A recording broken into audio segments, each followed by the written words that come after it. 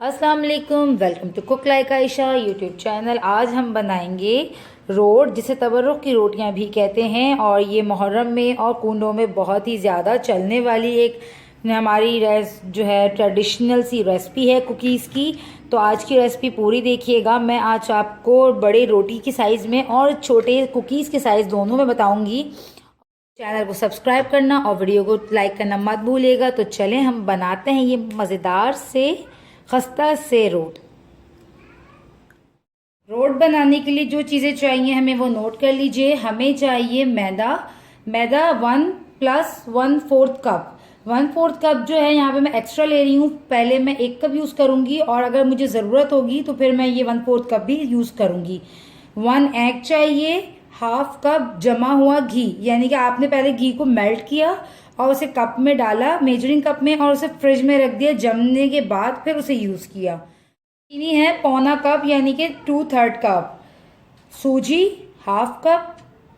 Milk powder 2 table spoon और इलायची 1/4 teaspoon. और उसके ऊपर की थोड़ी सी ड्रेसिंग के लिए हमें चाहिए 5-4 मगज़ सौंफ और खसखस। ओरिजिनल जो बिस्किट होती है, ये तबर्रुक की रोटी होती है, इसमें यही बेसिक सी चीज़ें लगती हैं। और अब ये ऊपर आपकी चॉइस है कि आप इसके ऊपर खोपरा लगाना चाहें, तिल लगाना चाहें या बादाम लगाना चाहें। बेसिक और ओरिजिनल जो तबर्रुक की रोटी की रेसिपी है उसमें ये सिर्फ सौंफ, 4 मगज़ और खसखस ही लगते हैं। एक बॉल लेंगे और इसमें जो है तमाम चीज़ों को पहले ऐड करेंगे, यानी कि अंडा और चीनी और घी को पहले अच्छे से मिक्स कर लें। हैंड बीटर से भी कर सकते हैं अपनी आसानी के लिए, आप उसमें बहुत आसानी से क्विकली आप हर चीज़ को मिक्सअप कर लेंगे। और इसी में मैं ये डाल रही हूँ जमा हुआ घी। जमा हुआ घी होता है तो थोड़ा बीटर से अच्छे से बीट हो जाता है, वरना थोड़ा सा इसमें हार्ड होता है तो थोड़ी सी प्रॉब्लम होती है हल्का सा। पर इन सब रेसिपियों में जब आप जमा हुआ घी यूज़ करेंगे और नॉर्मल घी, दोनों में ही आप बहुत ज़्यादा डिफरेंस यूज़ करेंगे। अगर आप इससे पहले नॉर्मल घी डालकर बना चुकी हैं तो इस दफ़ा आप ये जमा हुआ घी डालकर बनाकर देखें, आपको खुद इसका जो है ना क्रिस्पीनेस में डिफरेंस महसूस होगा। जब हम जमा हुआ घी डालकर बनाते हैं तो ये बिस्किट बहुत दिन तक खस्ता और क्रिस्पी रहते हैं। तो इनकी जमा हुए घी से ना बहुत अच्छा रिजल्ट आता है। चाहे आप वो ये शक्कर पारे बनाएं, नमक पारे बनाएं, इस तरह की कोई भी रेसिपी बनाएं, उसमें आप जमा हुआ घी ही यूज़ करें। तो यहाँ पे मैंने घी भी ऐड कर दिया। अब इसमें मैं ऐड कर देती हूँ ये मिल्क पाउडर, इलायची और ये सूजी।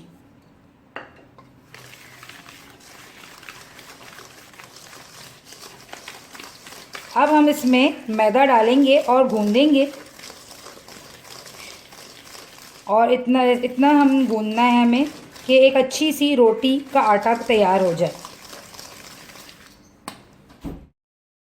तो अब हमारे हाथों का काम है, हाथों को आपने अच्छे से धो लेना है और हाथों से ही आपने इसमें ये मैदा मिक्स करना है। तो यहाँ पे मैंने पहले 1 कप डाल दिया मैदा, और अब इसे मैं गूंदूंगी और मैं इसकी कंसिस्टेंसी चेक करूँगी, इसकी बाइंडिंग चेक करूँगी। अगर ये बहुत ज़्यादा ड्राई लगेगा मुझे तो मैं इसमें और मैदा जो है एक्स्ट्रा 1/4 कप ऐड नहीं करूँगी, और अगर ये मुझे थोड़ा सॉफ्ट लगेगा तो मैं इसमें और थोड़ा सा मैदा ऐड करूँगी। अच्छा, ये 1/4 कप ऑप्शनल इसलिए है क्योंकि देखें, जब हम इसमें एग यूज़ कर रहे हैं 1 एग, तो कभी एग छोटा होता है साइज़ में, एग बड़ा होता है। जिस तरह से बिस्किट की डो में भी अगेन कि हम उसमें थोड़ा सा कम ज़्यादा कर सकते हैं। तो ये देखें, यहाँ पे बहुत ही ज़्यादा ये डो मेरी सॉफ्ट है, ये स्टेबल नहीं है, तो ये 1/4 कप एक्स्ट्रा भी चला गया, यानी कि टोटल यहाँ पे मैंने 1 + 1/4 कप मैदा यूज़ किया है। अब ये बिल्कुल देखिए परफेक्ट है। इस चीज़ों में पता है क्या, थोड़ा सा मैदा कम ज़्यादा होने से कुछ भी नहीं होता। वो केक की मेजरमेंट होती है जिसमें मैदा अगर अप डाउन हो जाए तो आपको प्रॉब्लम होती है। ये देखें, अब आप खुद देख रहे हैं कि कितनी अच्छी सी बिल्कुल बिस्किट की तरह डो बन चुकी है। तबर्रुक की रोटी का डो बिल्कुल तैयार हो चुका है। अभी भी अगेन ये थोड़ा सॉफ्ट है, बट अब हम इसमें जो है ना मैदा ऐड नहीं करेंगे। अब हम इसे फ्रिज में रखेंगे, क्योंकि फ्रिज में रखने के बाद ये थोड़ी सी हार्ड हो जाएगी। फिर हम इजीली इसके जो है, देखें अभी भी ये इतनी स्टेबल है कि हम इजीली इसके बना सकते हैं, बट हम इसे फ्रिज में रखेंगे तो हम इजीली कटर से इसको कट कर सकेंगे। Welcome back. 30 मिनट्स फ्रिज में रखने के बाद डो जो है हमारी अच्छी थोड़ी सी हार्ड हो चुकी है कि आप इजीली इसको हैंडल कर सकते हैं। ठीक है, तो अब यहाँ पे मैंने थोड़ी सी डो ली और क्या करूँगी मैं, इजीली जिस तरह हम कुकीज़ बनाते हैं उसी तरह ही मैं इसे शेप दूँगी। आसानी के लिए मैं इसे एक क्लीन रैप को रखकर बेलूँगी ताकि ये बहुत इजीली हमसे हैंडल हो जाए। इसकी जो है हमने थिकनेस देनी है 1/2 इंच।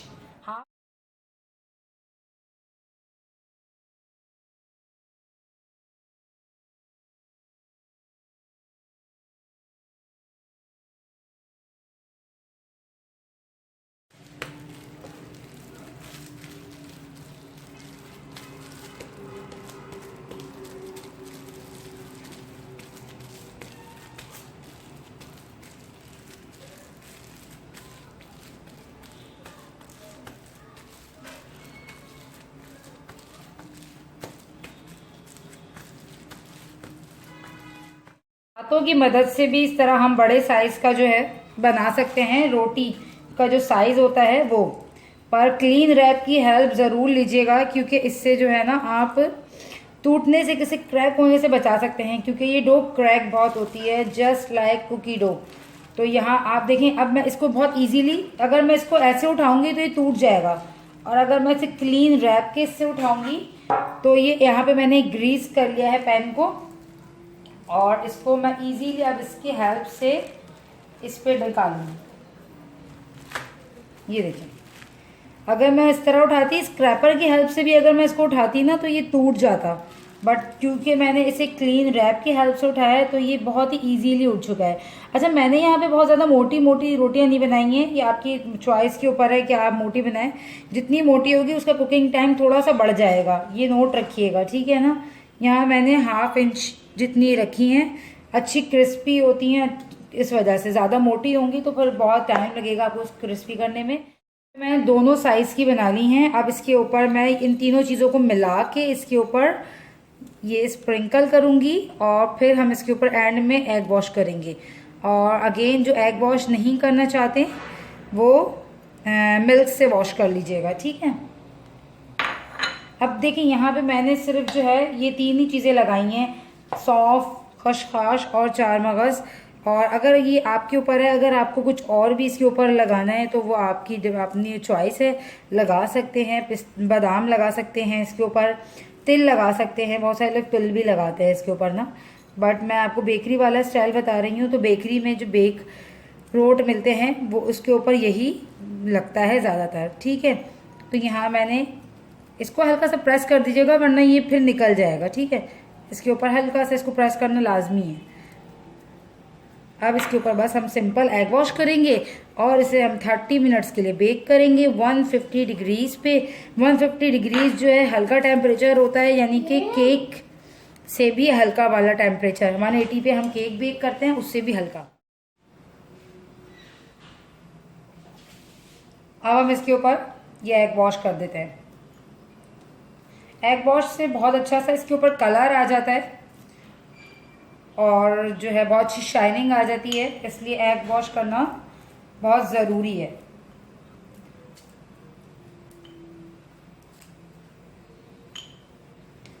बस अब मैं इसे प्री हीट ओवन में बेक होने के लिए रख देती हूँ। ओवन को मैंने 10 मिनट पहले, जब मैंने बेलना से शुरू किया था तो ही मैंने ओवन को प्री हीट होने के लिए रख दिया था। तो ओवन जो है बहुत अच्छे से प्री हीट हो चुका है। मैंने इसे 150 पे ही प्री हीट किया है और 150 पे ही मैं अगेन इसे अब बेक करूँगी। दोनों को मैं दिखाती हूँ आपको after the baking. Welcome back. ये देखें, रोट जो है बेक हो चुके हैं और ये क्रिस्पी और कितना खूबसूरत इसके ऊपर गोल्डन ब्राउन से कलर आया है। कलर आप अपने हिसाब से जो है कर सकते हैं। मुझे जैसा थोड़ा सा डार्कर रंग पसंद है तो मैंने हल्का सा देर तक इसको डार्क रंग के लिए किया है। अगर बिल फर्ज ऊपर कलर ना आए तो फिर आप ये कीजिएगा कि ऊपर की ग्रिल जस्ट 1 मिनट के लिए ऑन कर लीजिएगा, ठीक है। और टोटल इस रेसिपी से आज हमने 6 छोटी और 2 बड़ी बनाई हैं। 2 बड़ी एक प्लेट के साइज़ की हैं ये दोनों। ये मेरे पास दूसरी ट्रे नहीं थी तो एक को मैंने इस प्लेट में भी बेक कर लिया था। आज की हमारी रोट की रेसिपी कंप्लीट होती है और उम्मीद करती हूँ आपको आज की रेसिपी पसंद आई होगी। ये सुपर क्रिस्पी और बहुत ही मज़ेदार हैं, बहुत ही हेल्दी होते हैं। अपने बच्चों को ज़रूर बनाकर दिया करें। कोशिश करें कि देसी घी में या फिर मक्खन में इसको बच्चों को आप बनाकर दें और आम कुकीज़ की जगह उनको ये वाले इस टाइप के कुकीज़ दें। ये भी हमारे देसी कुकीज़ हैं जो कि बहुत हेल्दी होते हैं क्योंकि इसमें सूजी शामिल है। तो आज की रेसिपी आपको कैसी लगी मुझे ज़रूर कमेंट करके बताइएगा। मेरे चैनल को सब्सक्राइब करना और वीडियो को लाइक करना मत भूलिएगा। मिलती हूँ नेक्स्ट रेसिपी में, जब तक के लिए अल्लाह हाफिज़।